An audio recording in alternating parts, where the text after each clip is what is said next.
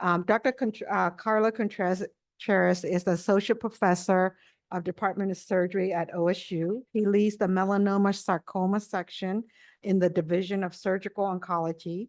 His practice focuses on helping patients with skin and soft tissue cancer. He is active in clinical trials and advancing how we can help patients with melanoma to live longer, and productive lives. He is actually going to give us an update on the surgical process of melanoma. All right. Well, thanks everybody for joining. It's nice to see everybody out on a cloudless summer day that's actually in fall. I am really pleased to be here. I recognize a lot of familiar faces, so it's great to see everybody. I am one of the surgical oncologists here, and I focus on treating patients with skin cancers and related diseases. And the field of surgery in melanoma is pretty broad. It's one of the few places, one of the few specialties of surgery where we literally almost operate on every part of the body, literally from head to foot, because as you saw with Dr. Hasanoff's presentation, melanoma can appear in so many different parts of the body, on the scalp, the face, hands, internal organs. And so I find it a really exciting place to help patients out with. And given that breadth, the request for me today was to really focus on two really niche parts of what we do with surgery. One, how we address patients with melanoma that has a very advanced presentation in one of our limbs, like an arm or a leg. And then also how we address patients who have had melanoma that starts in the eye that has moved to the liver. And so I'll really focus my attention on those two things, because those are kind of a little bit of really what we do innovative at OSU that is really not available at many other centers around. And I think that highlights some neat concepts that we can apply to other things. So just taking a larger view, how do we treat cancer? Well, we have our major pillars, which include surgery, medication, and radiation. And most of the ways that we treat cancer are sort of based on these pillars. With respect to surgery, this is something that as a civilization, we've been doing for thousands of years. We can go back to the ancient Egyptians, and they're doing minor operations and actually some things in the brain as well.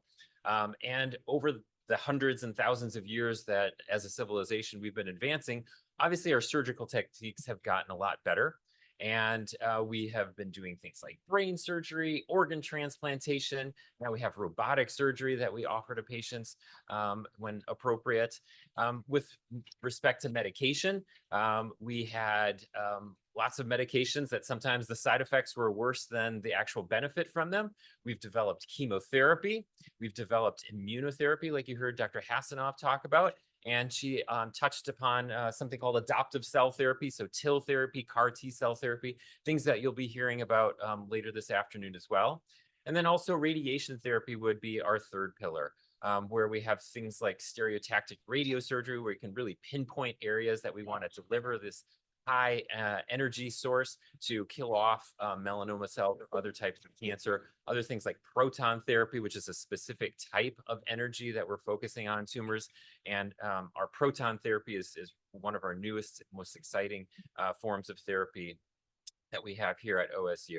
And so while each of these pillars have really advanced over time, we have gotten synergy from combining them. So now, instead of really focusing on any one type of these therapies, we're really integrating these. And the type of synergy that we're after is kind of, think of it as 1 + 1 = 3, right?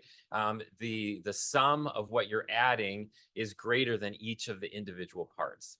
And so we do this by bringing all of our specialists together from those disciplines of medical oncology and radiation oncology and surgical oncology, and really finding a customized treatment plan that really addresses all of the patient's needs. And so we have really good examples of this, especially in breast cancer, where patients will routinely have chemotherapy, surgery, and radiation therapy, or in melanoma where a patient might have immunotherapy surgery. And if they have a brain metastasis, for example, they get radiation therapy as well. And so those are kind of the pillars. And now let's think about how we are actually delivering that chemotherapy or that therapy to what spectrum of the body. And so we have these three categories that I like to think of as local therapy. And think of just like a spot, an individual, very targeted area. So an example of this might be like surgically removing a specific spot on the skin that we know has melanoma in it, or radiation therapy, where the melanoma has gone to a specific bone that's causing a lot of pain. That would be a spot. And think of, if we're going to have a map analogy, think of that as Ohio State Stadium. That's one defined area. It has boundaries around it. Whereas the next bigger arena would be a regional therapy. So a little bit broader area. Let's say we're taking out all the lymph nodes in the neck. Now we're not just focusing one little area, but we're taking out all the lymph nodes in a given area to control melanoma. Or perhaps we treat the entire brain for melanoma. That would be thinking of, again, with our map analogy, is let's treat the Midwest. That group of states of the Midwest, not just Ohio Stadium, not just Columbus, but a broader area, but still has defined boundaries. Or we could think about systemic therapy, a medication that goes through the whole body. And now we're treating the entire globe or the entire United States. And so what I'm going to focus in on are regional therapies, the middle category that I have highlighted in red here, where we have specific situations where we think that our best approach is by focusing our attention on one specific region as a balance between being the most effective that we can while minimizing the side effects to the patient. And so this is really all about that balance. We're taking a medication, perhaps, that if we gave it to the whole body would have side effects, which would be terrible. They would not be fun to go through. They could have real harm, and the degree of harm would be actually more than the degree of benefit that you have. It's always kind of that balance. Obviously, cancer is bad. We need to poison that cancer, but the poison can't be so bad that it poisons the patient. And so when we enhance these regional therapies, we want to focus our attention on one specific part of the anatomy, and we want to boost the dose of that medication so that it is as effective as it can be with respect to the cancer, but not so much that it spreads to the rest of the body.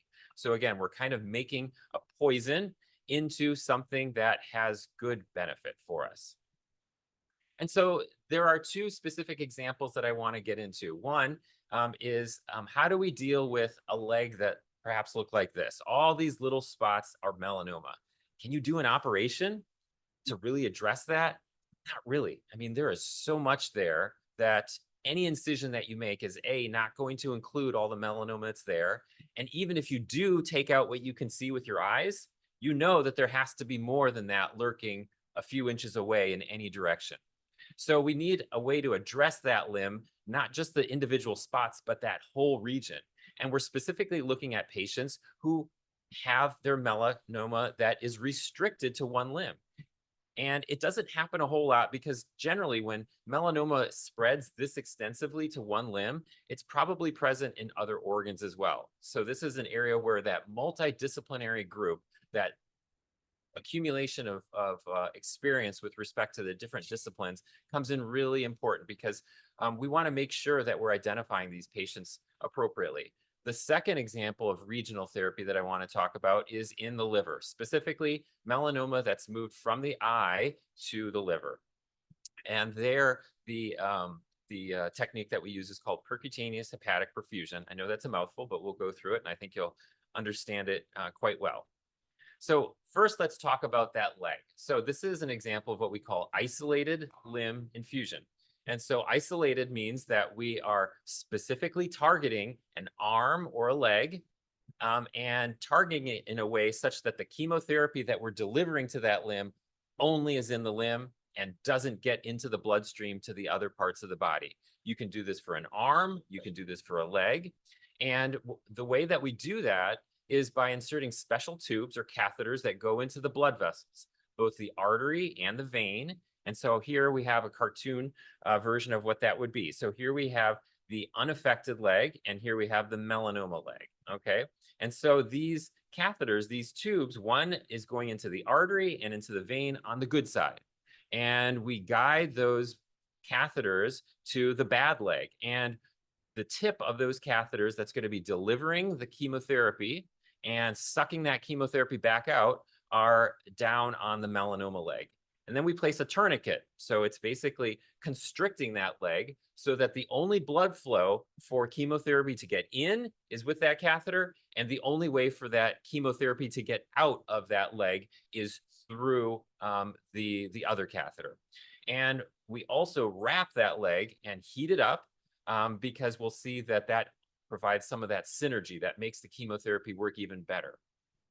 And so in doing this, we're able to deliver a very high dose of chemotherapy into the leg, a much higher dose than a patient would otherwise be able to tolerate if we gave it through a regular IV and it was exposing the whole body. So why does it work? Well, the leg tolerates a higher dose of chemotherapy because it doesn't have all the organs there. You don't have your kidney in your leg. You don't have your intestines in the leg. And so these are some of the reasons why the chemotherapy is much better tolerated at a very high dose if we restrict it to an arm or a leg.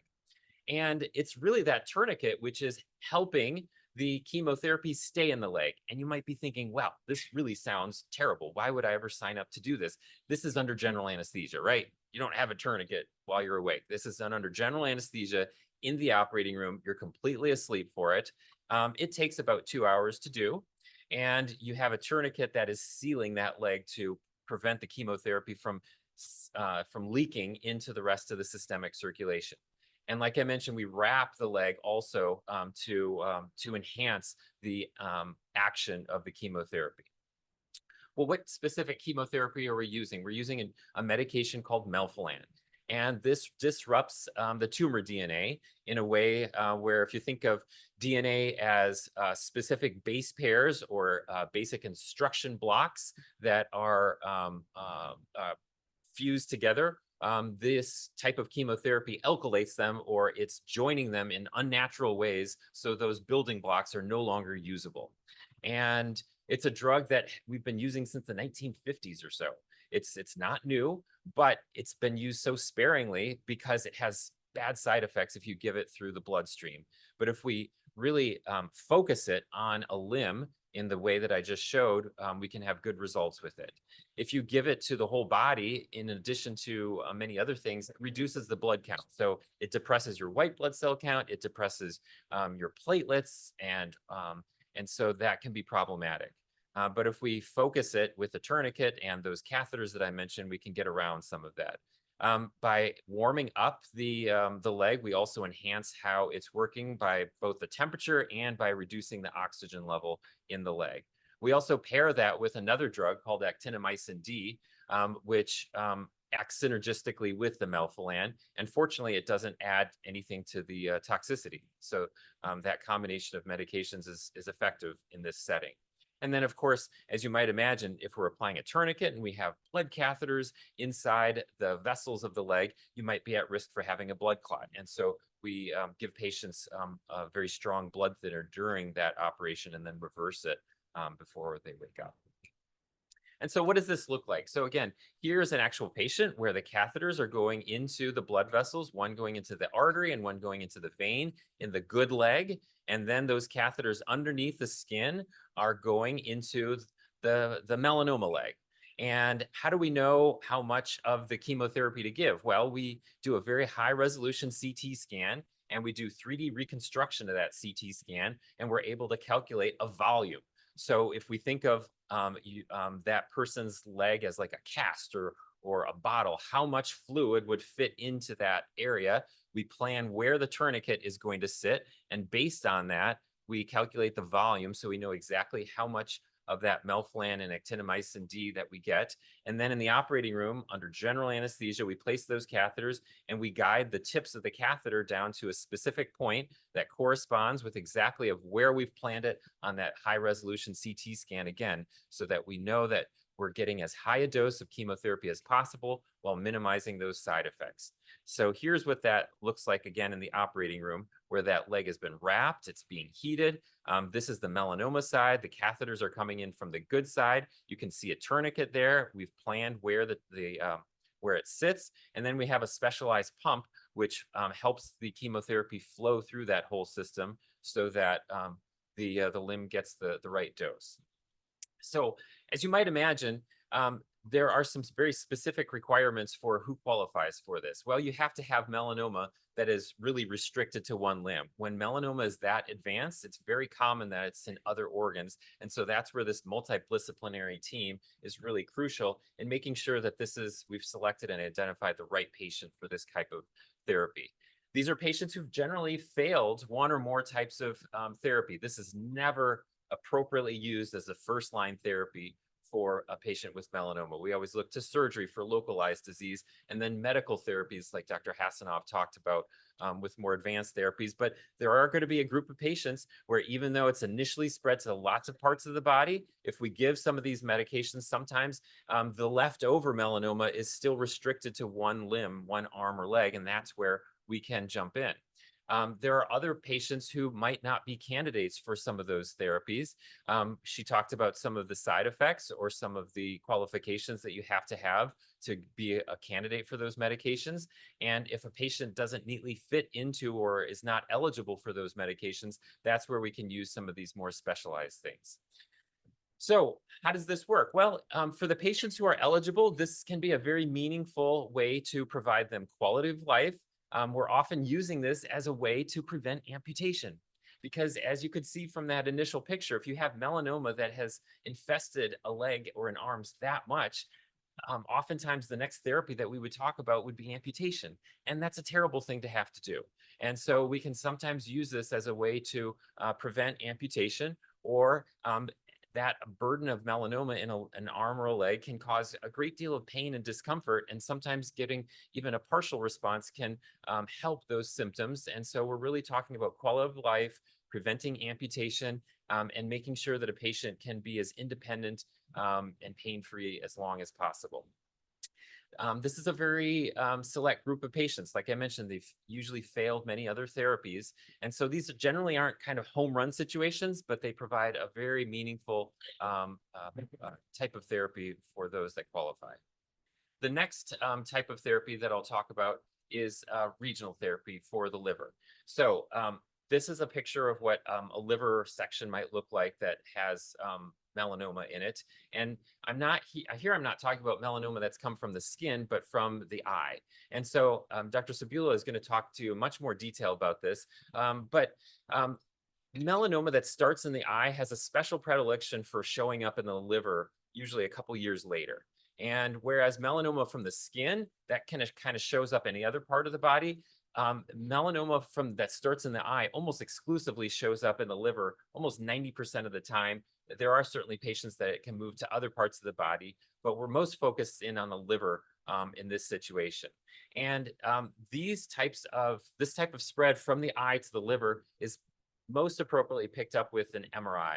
Our CT scans just aren't that good. This is an MRI and a CT scan from the same patient on the same day. And here is the MRI, and you can see how there are all these spots that we can see on the same day that are completely invisible on the CT scan. And so this is an example of why we really focus on using MRI whenever possible when we're checking to see if there's spread in a patient who has a history of ocular melanoma. This is a busy slide. This is just basically showing that all the chemotherapy and immunotherapy drugs that have worked very well in patients with spread of skin melanoma to other organs doesn't work with ocular melanoma. You should really think of this as almost a completely different disease, and we need a new focus. Here's another example of how a regional therapy works. These patients almost exclusively have spread to the liver, so let's deliver a very high dose of chemotherapy. Again, we'll use melphalan, that same drug that I talked about for the arms and the legs, but now we're focusing it on the liver. Instead of being able to place a tourniquet around the liver, obviously you can't do that. We need very specialized catheters. So those same tubes that I showed you going into the artery and vein, instead of being focused on the opposite leg, now we're tracing them up to the liver, and we're basically isolating everything that goes into the liver, and we're isolating everything that comes out of the liver so that we're able to deliver that very high dose of melphalan to the liver to address the melanoma there. And again, this is done under general anesthesia. Patients generally stay in the hospital for a night and then go home. This requires 6 cycles. So we do this 6 times. Each of those 6 cycles is about 6 to 8 weeks apart. And there are filters here, and those filters, they take out the chemotherapy as we're infusing it so that it doesn't reach the rest of the systemic circulation, again, to minimize those side effects that you would have otherwise if you just use melphalan alone in a regular IV. We have some accumulating evidence that shows that this is an effective way to treat melanoma that's spread from the eye to the liver, especially when we compare it to other medications that just really don't work very well. I'm proud to say that this is right now something that we only offer at Ohio State, is the only place in the state that is currently delivering this type of therapy to patients. And again, it's through a multidisciplinary group that is so critical for how we care for these patients. And I'll just show you one of our success stories. This is a treatment MRI, the one that I showed you before. You can see all these white spots here, and you can see just after 2 of the planned 6 cycles that most of those spots have gone away. We just have a very small amount of disease that's remaining. So this is a really great therapy that we're able to offer patients. And in summary, I hope I was able to kind of convey how surgery fits into the armamentarium. At any of our breaks, I'd be happy to talk to you about more traditional kind of surgical techniques, how we treat things that are growing on the skin, how we treat things that are growing into lymph nodes or internal organs. But this talk was really focused on how we are delivering very high dose chemotherapy in ways that we otherwise wouldn't, that require a surgical approach. So I think I'll just wrap up there, and I'd be happy to answer any questions as they come up. Thanks very much.